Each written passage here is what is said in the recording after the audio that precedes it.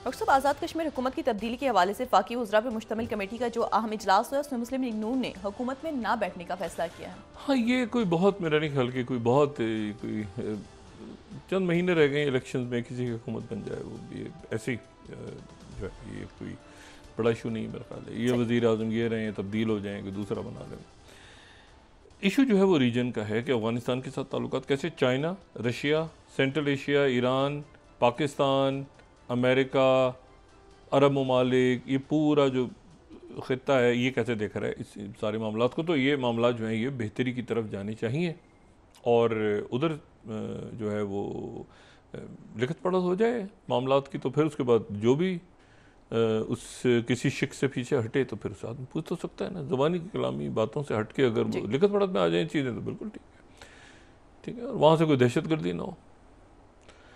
अच्छा, अब इसमें तो मैं आपको बता रहा था प्रेसिडेंट ट्रम्प से स्टार्ट करें ना कि वो ज़रा वहाँ से, तो वो अगर नॉर्थ कोरिया ने फ़र्ज़ करें मुलाकात ये नहीं की तो फिर प्रेसिडेंट ट्रम्प दुनिया को क्या मैसेज आएगा नॉर्थ कोरिया का इस वक्त, और ये पूरे एशिया से, और यहाँ पर फिर साउथ कोरिया, और देखें ना फ़िलिपीन इस वक्त बिल्कुल एक इत्तेहादी है अमेरिका का। लेकिन अगर आप टैरिफ्स के हवाले से देखें, प्रेसिडेंट ट्रम्प कोई इंडिया को देख लें, मतलब टैरिफ्स के ऊपर वो इत्तेहादी कौन है, कौन किधर है, कैसे क्या, वो कहीं पर वो उसको, ठीक है ना। जापान से 550 बिलियन की इन्वेस्टमेंट उन्होंने करवाई है, और एयर अर्थ और ये सारा। अच्छा, अब इसमें यह है तो ये एक मुश्किल मरला है कि किम जोंग उन अगर नहीं मिलते, और ये जो है ये 550 बिलियन, अच्छा ये 10 बिलियन जो टोयोटा के हैं ना ये अलग हैं, ठीक है। अच्छा, ये ब्लूमबर्ग ने फिर ये लिस्ट जो भी दिखाई थी, ये ब्लूमबर्ग ने इनमें से कुछ का नाम भी दिए। 8th हम अगर दिखा दें, 8th Japan US name the first project in flagship 550 billion fund. लेकिन मेरा को बता रहा उस 550 बिलियन में चूंकि वो टोयोटा नहीं है तो टोयोटा के 10 बिलियन अलग हैं, ठीक है। टोयोटा अलग है, उस लिस्ट में टोयोटा नहीं है, तो ये आप समझिए 560 बिलियन जापान इन्वेस्ट करेगा अमेरिका के अंदर। अच्छा, अब इसमें जो है तो ये तो सारी बात हो गई। दूसरी जो बात है वो ये है कि ताइवान जाहिर है कि उसको डाउन प्ले कर रहा है, और जो जाहिर है कि भारत बड़ा मुल्क है, वो देख रहा है कि इस वक्त कहाँ पर ये क्वाड नाम की कोई चीज़ एग्जिस्ट ही नहीं कर रही। वो जापान और कोरिया और ये तो सारे मुल्क ऑलरेडी इनके साथ प्रेसिडेंट ट्रम्प के साथ डील्स भी कर चुके हैं। कहीं आपने बात सुनी कि कोई इंडिया की, एक मुल्क होते हैं ना, इत्तेहाद होता है तो दूसरे मुल्क की बात करते हैं, तो यहाँ आपने देखा है कि जापान इंडिया की बात कर रहा हो, या ऑस्ट्रेलिया इंडिया की बात कर रहा हो, या इसमें साउथ कोरिया इंडिया की बात कर रहा हो। वो उनका रीजन वो बिल्कुल अलग ही, ये एक गैर फितरी सा इत्तेहाद है, जिस इत्तेहाद में पाकिस्तान, भारत, जो सार्क का ब्लॉक था जिसको मोदी सरकार ने तोड़ दिया। अभी गए हैं ना हमारे चेयरमैन जॉइंट बांग्लादेश में, तो एक वहाँ पर डिफेंस के पैक्ट हो रहे हैं आगे, यहाँ पर ये फोरम होना चाहिए था। अच्छा, ये बनेगा आगे किसी न किसी शक्ल में, और मोस्ट प्रॉब्ली इसको चाइना बनाएगा, जो एक इंडिकेटर वहाँ से आ भी चुका है। लेकिन इसमें अगर आप होते हैं तो आप, अब ये ब्लूमबर्ग की ये क्या अजीब सी खबर है, ये 20th आज ब्लूमबर्ग की ये लीड लगी हुई है। ये कोई अच्छा मैसेज है? ये कोई मैसेज अच्छा नहीं है किसी भी मुल्क के लिए। ये मैसेज 20th कि प्राइम मिनिस्टर मोदी जो है skipped summit due to worries के टर्म वुड मेंशन पाकिस्तान। ये क्या बात हुई भाई? ये ब्लूमबर्ग, आज का ब्लूमबर्ग ही बता रहा है कि वो इसलिए समिट में नहीं गए कि वहाँ पाकिस्तान का जिक्र आ जाएगा। अच्छा, वो आ रहा है जिक्र, तो बार बार आ रहा है, वो बता रहे हैं जंगे ख़त्म की, आज भी जिक्र किया उन्होंने दोबारा। तो ये जो है अब एक मामला। अच्छा, अब आ जाएं आप उस पर कि उधर ज़ेलेंस्की ने कहा हुआ है कि आप जब मिलें शी जिनपिंग से, तो मैं अपील करता हूँ कि शी जिनपिंग से कहें कि वो पुतिन से बात करें कि वो जंग ख़त्म कर दें। ओ भाई, एक मिनट, प्रेसिडेंट ट्रम्प जो है वो अपनी बात करेंगे चाइना से, ज़ेलेंस्की की बात करेंगे, तो शी जिनपिंग आप ज़रा जाके पुतिन से कहें कि वो जंग ख़त्म कर दें। और साथ ही उन्होंने ये भी कहा है कि मैं जो है वो किसी भी जगह पे, प्रेसिडेंट ज़ेलेंस्की की तरफ से आज बड़ी ऑफर हुई है, उन्होंने किसी भी जगह पे मैं मुज़ाकरात के लिए तैयार हूँ, बेलारूस और एक आध जगह उन्होंने और मेंशन किया। उन्होंने कहा उसके अलावा हंगरी या बेलारूस, मैं कहीं पर भी अगर मुलाकात होती है तो मैं उसके अलावा जो है वो तैयार हूँ, मॉस्को के अलावा प्रेसिडेंट पुतिन से मिलने के लिए तैयार हूँ। प्रेसिडेंट पुतिन तैयार है मिलने के लिए। अभी तो ये सवाल पैदा हो गया कि क्या नॉर्थ कोरिया के प्रेसिडेंट तैयार हैं? और ये मैंने आपसे कहा ना, ये इस पूरे एशिया के ट्रिप का एक जो क्लोजर है ना, वो बड़ा इंपॉर्टेंट है कि वो किस पे हो रहा है। शी जिनपिंग के साथ क्या डील होती है, क्या वो आते हैं प्रेसिडेंट ट्रम्प, दावत कबूल होती है, ये सारे मामला तय होते हैं। और अगर इसमें वो नहीं आते नॉर्थ कोरिया के प्रेसिडेंट, जो कि इतना वोकल, हो सकता है हो जाए मुलाकात, होते ही तो एक कशीदगी कम होगी सैंक्शन, मगर कहाँ तक सैंक्शन हटाते हैं नहीं हटाते, उनको एक जवाब देते हैं कानूनी कि अच्छा भी आप भी हैं तो फिर साउथ कोरिया क्या, तो मतलब एक पूरा यहाँ पे एक टर्मोइल है। अब इसमें अब आ जाएँ मशरिक़ वस्ता में और गज़ा में क्या हो रहा है। गज़ा में इस वक्त ये है, एक तो सीज़ फायर है अपनी जगह, वो खबरें आती रहती हैं मुख्तलिफ, लेकिन सीज़ फायर अपनी जगह मौजूद है।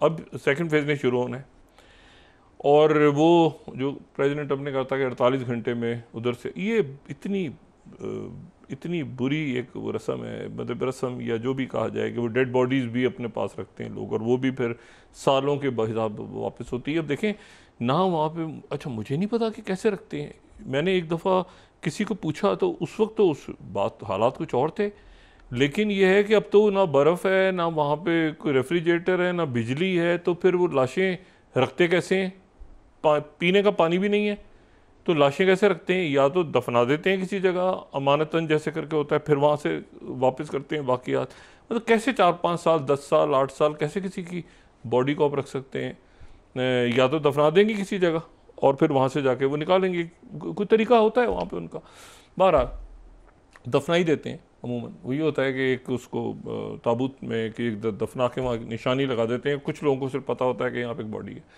वो उसमें नहीं रखते, बाहर नहीं रखते, एनीवे तो हॉस्पिटल्स वगैरह में नहीं रखते, दफना देते हैं।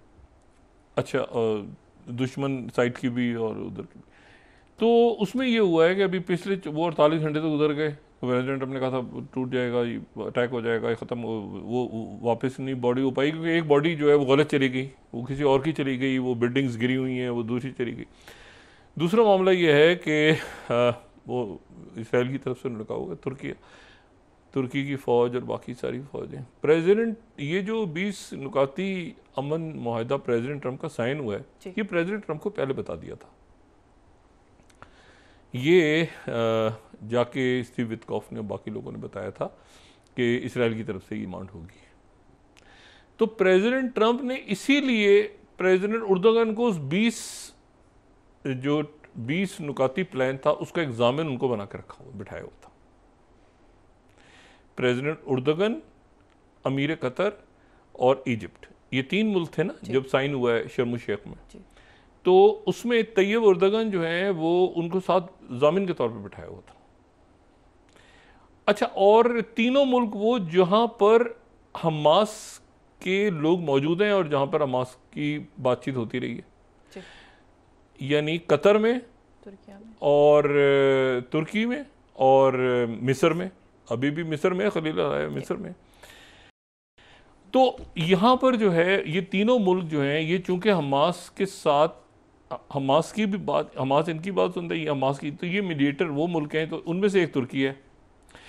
तुर्की अगर नहीं होगा, अच्छा ये बात जहाज़ में हुई है, ये प्रेसिडेंट ट्रम्प जिस जहाज़ में ट्रैवल करते हैं, ये बात मैं पहले भी कह चुका हूँ कि कतर ने जो जहाज़ प्रेसिडेंट ट्रम्प को तोहफे में दिया है, ये कतर ने जहाज़ असल में प्रेसिडेंट उर्दोगन के लिए बनाया था, ये प्रेसिडेंट ट्रम्प के लिए नहीं बना रातों रात जहाज़, और ये प्रेसिडेंट ट्रम्प को कोई बताए भी ना, वरना वो बहुत शदीद उनको गुस्सा, वही समझते हैं कि ये जहाज़ मेरे लिए कतर ने बनाया। कतर ने ये जहाज़ कोई 2013-14 में बहुत ज़बरदस्त बना के रखा था, ये प्रेसिडेंट उर्दोगन को गिफ्ट करना था, उसमें ताख़ीर हो के खड़ा रह गया जहाज़, फिर इसको आके फ़रोख्त कर दें, फिर वो बात ख़राब हो गई, वो प्रेसिडेंट ट्रम्प आ गए, उनको जहाज़ दे दिया उन्होंने दोबारा उसी स्टाइल में बना के, तो ये जहाज़ असल में प्रेसिडेंट उर्दोगन का तोहफा देना था कतर ने। एनीवे, तो अब प्रेसिडेंट, अच्छा वो कहते हैं मेरा बेस्ट फ्रेंड है, बड़ा सख्त है, मैं मुश्किल वक्त में इसको फ़ोन करता हूँ, लिया आता है, उन्होंने इम्प्रेशन भी यही बनाया है। ऐसे ये जो इम्प्रेशन बनाया है उर्दोगन का, आपने नोट किया इस पूरे अरसे में प्रेसिडेंट उर्दोगन का एक इम्प्रेशन बनाया है कि ये बहुत मेरी बात ही नहीं सुनता, मैं इसको बहरहाल मनवाता हूँ, ये करता हूँ, क्योंकि प्रेसिडेंट ट्रम्प को अच्छी तरह पता है कि इसराइल ने ये तुर्किया की फ़ौज के ऊपर एक मसला खड़ा करना है, तो वो पहले से ही उनको पता है अच्छी तरह कि ये तो नहीं कर रहा, अच्छा मैं क्या करूं, ऐसे क्या करूं। 10 बिलियन का तो उन्होंने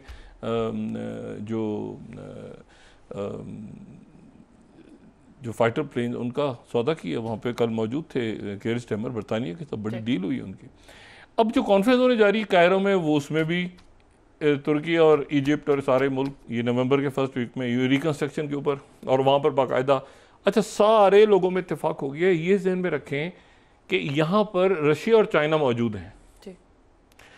ये बहुत बड़ा इम्तिहान है। देखें नेतन्याहू की कॉल ना भूलें आप जो पुतिन ने की थी, और आप ये भी ना भूलें कि अहमद शरा ने बेसिस दे दी हैं अपनी, और आप ये भी ना भूलें कि जब इजिप्ट के साथ बात हो रही है तो इसी दौरान सूडान के अंदर खाना जंगी एक नई शक्ल अख्तियार कर रही है। सूडान में दो ग्रुप आमने सामने खड़े हैं, ठीक है, और फिर उनके अंदर जंग तेज हो गई है। अच्छा, तो और वो सूडान के अंदर अगर गड़बड़ ज़्यादा होती है तो उसका असर जो है फिर इथोपिया तक जाता है, और इथोपिया तक जाता है तो साथ ही वो जो डैम है उसके ऊपर असर पड़ता है। और कई मुल्क ऐसे हैं जो चाहते हैं कि वहाँ सूडान की जंग बढ़े ताकि वो नीचे मसला इथोपिया के डैम तक जाए, ग्रेट डैम तक, तो वो डिस्टेबलाइजेशन वहाँ पर भी हो रही है। अब इसमें इशू ये सारा कि प्रेसिडेंट ट्रम्प जो हैं वो अच्छा यहाँ पर तो ये अभी रुका हुआ है, सारा स्टेल पे है। ये प्रेसिडेंट ट्रम्प की वापसी होगी, उसके बाद ये स्टेबलाइजेशन फोर्सेस क्या होंगी। जॉर्डन ने क्लियर कर दिया कि हमारी फ़ौज अंदर एज ए पीस कीपर जाएगी, सारे मुल्कों की फ़ौज, वो वेपन्स लेके नहीं जाएगी। अगर अंदर पुलिस का काम कोई करेगा तो वो फ़लस्तीनी ही करेंगे, फ़लस्तीनी ही फ़लस्तीनियों की पुलिसिंग करेंगे। हम पीस कीपर के तौर पे बैठ सकते हैं बिल्कुल। अच्छा, आप मुझे बताएं ना कि इन्होंने कंट्रोल संभाल लिया है ना, इसराइल की फ़ौज का सारा कंट्रोल तो इन्होंने संभाल लिया है। जो अमेरिका है और बाकी आके वो बैठ गए हैं ना, उनकी आयात के अंदर हेडक्वार्टर भी उनके चेयरमैन जॉइंट भी आ रहे हैं। इशू ये है कि वो जो वहाँ पर लोग हैं जो हमास तो डिसाम नहीं हुई अभी तक हमास ने हथियार एक बंदे में हथियार नहीं डाला। वो इतने दिन हो गए हैं, ऊपर भी चले गए हैं, शर्मुशे कब हुआ था, तो वो हमास मौजूद है, उनके कैदी भी रिहा हो गए हैं। प्रेसिडेंट जो ट्रम्प हैं उन्होंने मरवान बरगूती का नाम भी ले दिया है। ये भी सारा देखा ना आगे कैसे बनेगा सारा। तो प्रेसिडेंट ट्रम्प ने इसको आगे तक पहुंचाना ही पहुंचाना है, सही, क्योंकि यहां पर ये दो इश्यूज इन्होंने रिजॉल्व करने हैं। एक, ये किसी सूरत पुतिन से अपने मामलात को नहीं बिगाड़ेंगे, क्योंकि वो जो वेंचर है ना टर्म पुतिन ट्रेन, वो इनके जहन में है। इनके जहन में इस वक्त ये भी है कि मैं शी जिनपिंग के साथ कोई ऐसा मामला करूं कि मैं वो प्रेसिडेंट ऑफ पीस, उसमें ये इसराइल और नेतन्याहू के चक्कर में आपका ख्याल है कि तुर्किया और जॉर्डन और सऊदी अरेबिया और कतर और यूएई और लेबनान और ये इन मुल्कों से एक नेतन्याहू है क्या, नेतन्याहू जो है उसको वही पेशम भुगत रहा है वो करप्शन केसेस की। इशू ये सारा कि इसमें इन्होंने एक तो स्टेबलाइजेशन फोर्स का उस दिन जो कतर से बात हुई है, रास्ते में रुके ना प्रेसिडेंट ट्रम्प रिव्यू फीलिंग करवाते हैं, वापसी में भी शायद रुके हैं या शायद चले जाएं दूसरी साइड से पैसिफिक से। लेकिन इशू ये है कि प्रेसिडेंट ट्रम्प जो हैं उन्होंने ये फौरी तौर पे उनकी जो टीम है, स्टीव वित्कॉफ वहाँ मौजूद हैं, वो किरिल दिमित्रिव से बात करें। स्टीव वित्कॉफ तो साथ इनके नहीं है यहाँ पे, यहाँ तो मार्को रूबियो और पैटी हेग्सेथ और ये सारी टीम थी, तो ये यहाँ पे मौजूद हैं, ट्रेड सेक्रेटरी और बाकी जो इनके लोग हैं एपेक में भी और इधर, तो वो उधर वो डील कर रहे हैं। और बाय द टाइम इनकी वापसी होगी तो वापस होने के फ़ौरन बाद इनके सामने यूक्रेन भी कम होगा, इनके सामने मिडिल ईस्ट का फौरी तौर पे एक प्लान जो है ये सामने रखा होगा, क्योंकि 18 तारीख को अभी तक टेंटेटिव जो डेट है वो 18 है सऊदी अरब के वली अहद और वज़ीर आज़म की वाइट हाउस। उससे पहले हर चीज़ मुकम्मल करनी है। 2 स्टेट सोल्यूशन जिसको सऊदी अरेबिया और फ्रांस ने, और जिसको फ़लस्तीनी रियासत का क़याम, उसका दारुल हुकूमत, बाकी सारे मामलात जो हैं वो उस 150 के करीब मुल्कों ने जो पेश किया था। और मैंने कल भी बात की थी कि पाकिस्तान ने 1967 के बॉर्डर्स पे जोर दिया, और वही बात जो है वो अब सीरिया कह रहा है।